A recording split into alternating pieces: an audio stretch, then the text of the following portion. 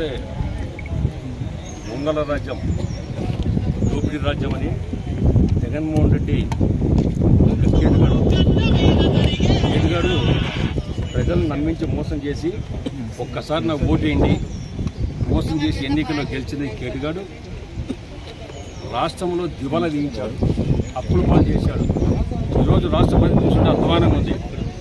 అది దానిపోను వైఎస్ఆర్ పార్టీ కార్యాలయాల పేరుతో ఓ చట్టం తెచ్చాడు, ల్యాండ్ యాక్టింగ్ చట్టం తెచ్చి దాన్ని ఏదో ఒక విధంగా రాష్ట్రంలో ఉన్నటువంటి అన్ని జిల్లాలలో వాళ్ళ కార్యాలయాలు ఒకే డిజైన్ ఒకే కథ ప్యాలెస్ మాదిరి, అంటే రుచికొండ ప్యాలెస్ ఎట్టుందో ఇక్కడ ఏ జిల్లాకు ఆ జిల్లా ప్యాలెస్ మాదిరి తయారు చేసుకునే దానికి ₹1,00,00,000 వెచ్చిచ్చాడు.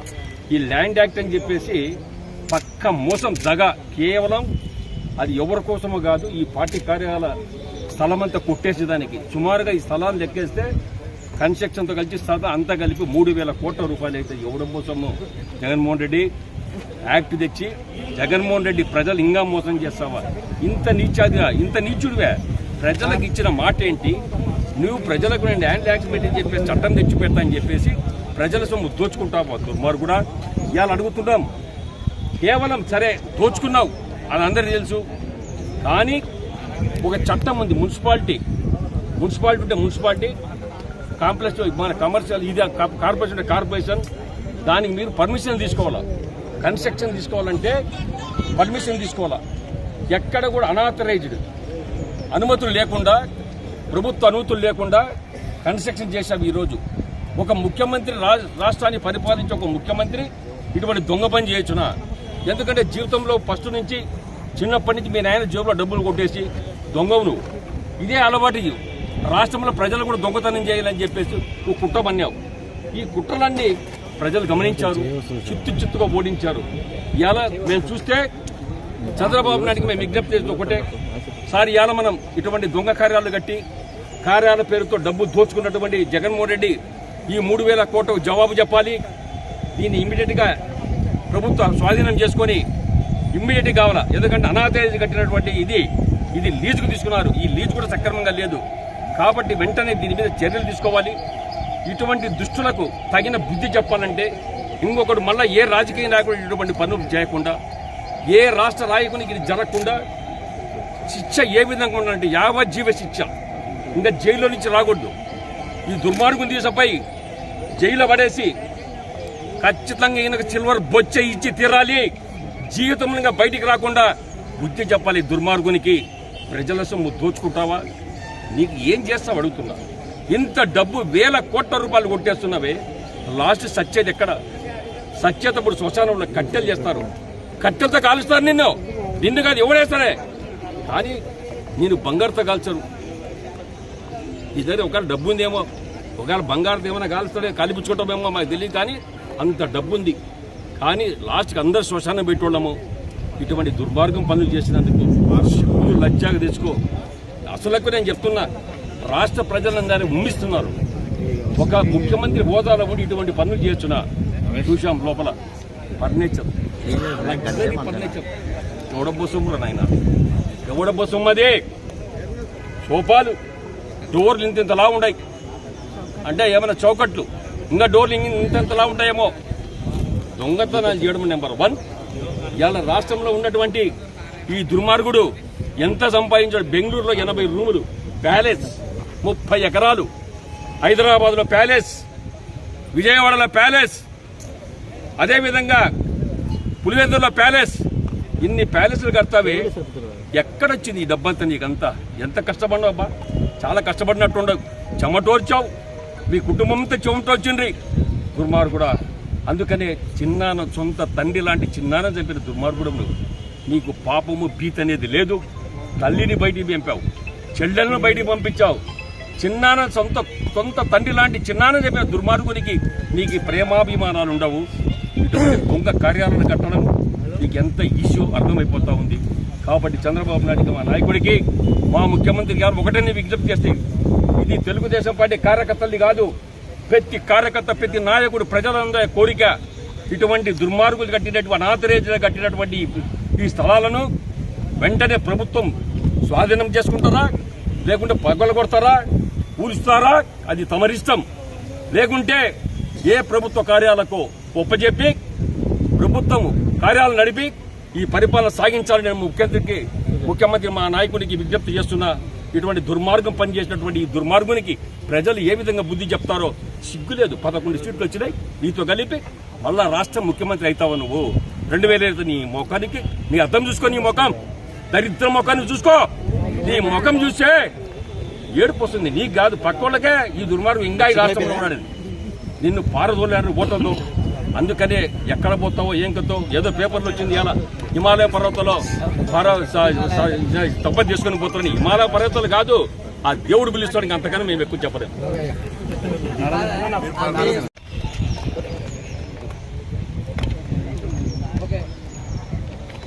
ఇప్పుడే మంగళ రాజ్యం దోపిడీ రాజ్యం అని జగన్మోహన్ రెడ్డి ఒక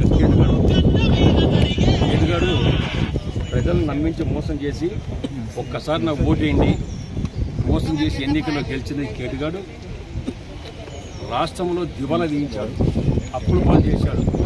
ఈరోజు రాష్ట్ర పరిస్థితి అధ్వానంగా ఉంది.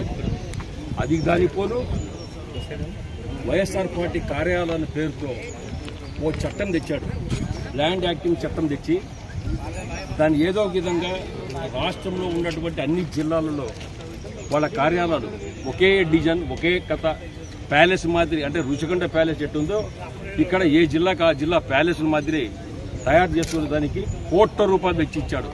ఈ ల్యాండ్ యాక్ట్ అని చెప్పేసి పక్క మోసం దగ.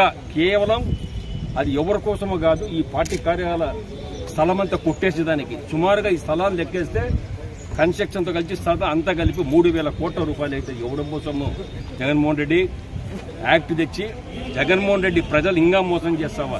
ఇంత నీచుడివే. ప్రజలకు ఇచ్చిన మాట ఏంటి?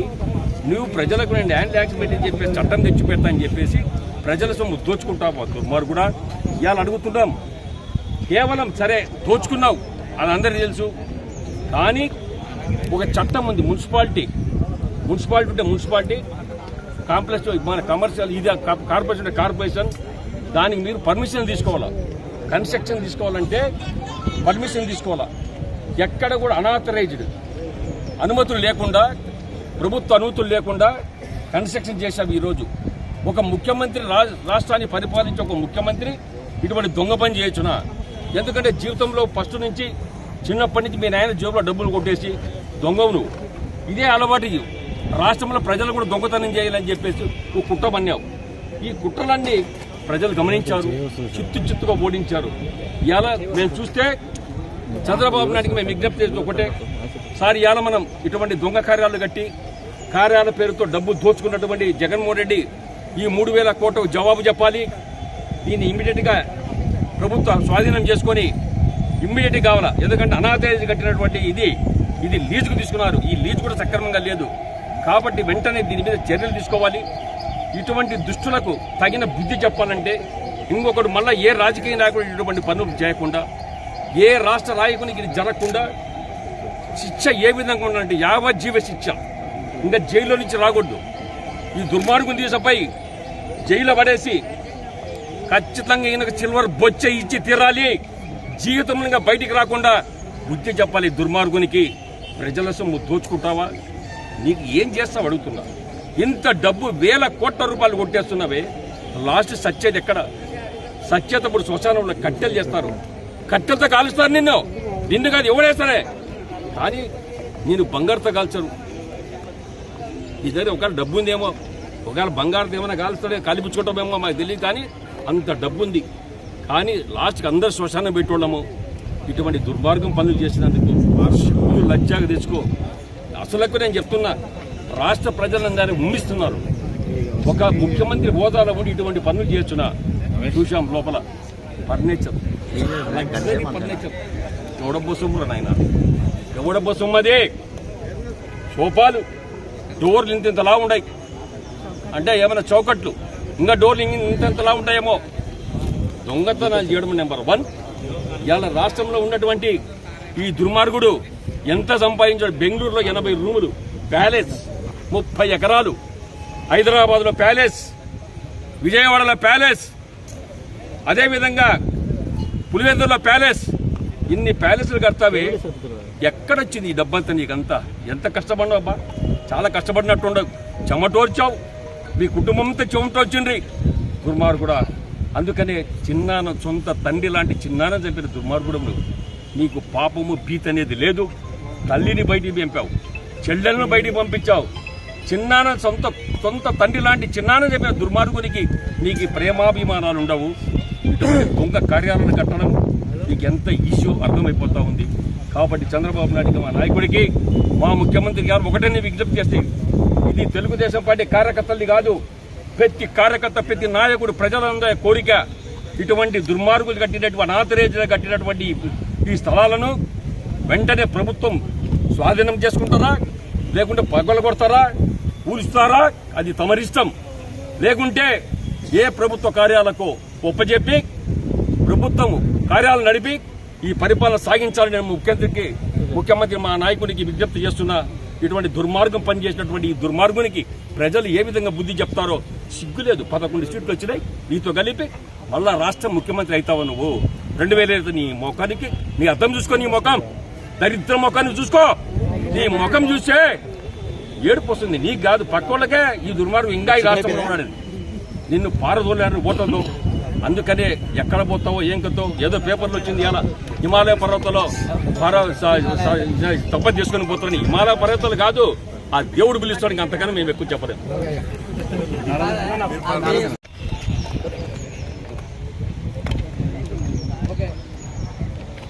ఇప్పుడే దొంగల రాజ్యం, దోపిడీ రాజ్యం అని జగన్మోహన్ రెడ్డి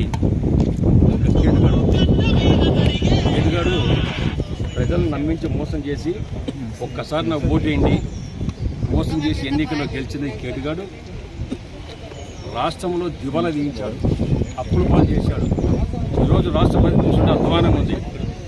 అది దానిపోను వైఎస్ఆర్ పార్టీ కార్యాలయాల పేరుతో ఓ చట్టం తెచ్చాడు, ల్యాండ్ యాక్టింగ్ చట్టం తెచ్చి దాన్ని ఏదో ఒక విధంగా రాష్ట్రంలో ఉన్నటువంటి అన్ని జిల్లాలలో వాళ్ళ కార్యాలయాలు ఒకే డిజైన్, ఒకే కథ, ప్యాలెస్ మాదిరి, అంటే రుషికొండ ప్యాలెస్ ఎట్టుందో ఇక్కడ ఏ జిల్లాకు ఆ జిల్లా ప్యాలెస్ మాదిరి తయారు చేసుకునే దానికి ₹1,00,00,000 తెచ్చి ఇచ్చాడు.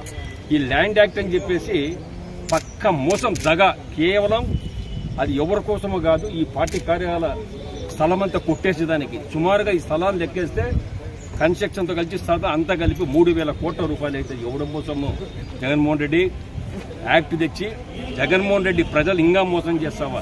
ఇంత నీచుడివే. ప్రజలకు ఇచ్చిన మాట ఏంటి? నువ్వు ప్రజలకు నేను ల్యాండ్ యాక్ట్ పెట్టి చెప్పేసి చట్టం తెచ్చి పెడతా అని చెప్పేసి ప్రజల సొమ్ము దోచుకుంటావు. దుర్మార్గుడు కూడా ఇవాళ అడుగుతున్నాం.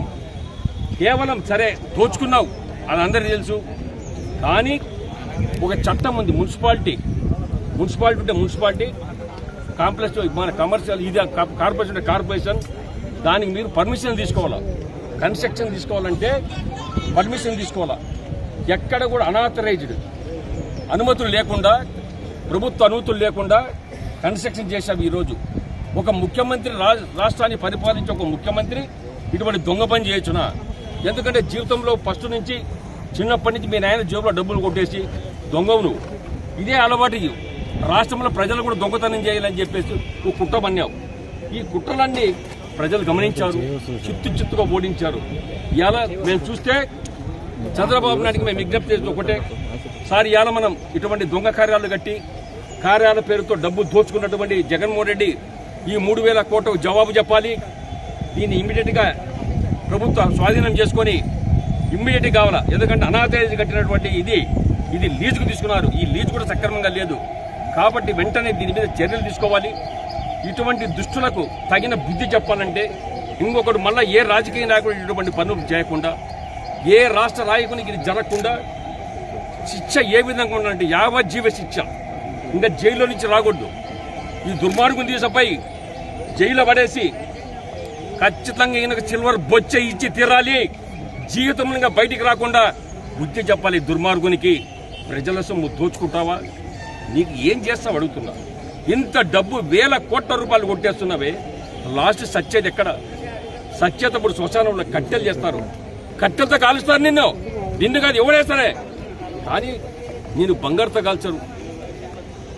ఈ దగ్గర ఒకవేళ డబ్బు ఉందేమో, ఒకవేళ బంగారుతో ఏమైనా కాల్స్తాడే కాలిపుచ్చుకోవటమేమో మాకు తెలియదు, కానీ అంత డబ్బు ఉంది.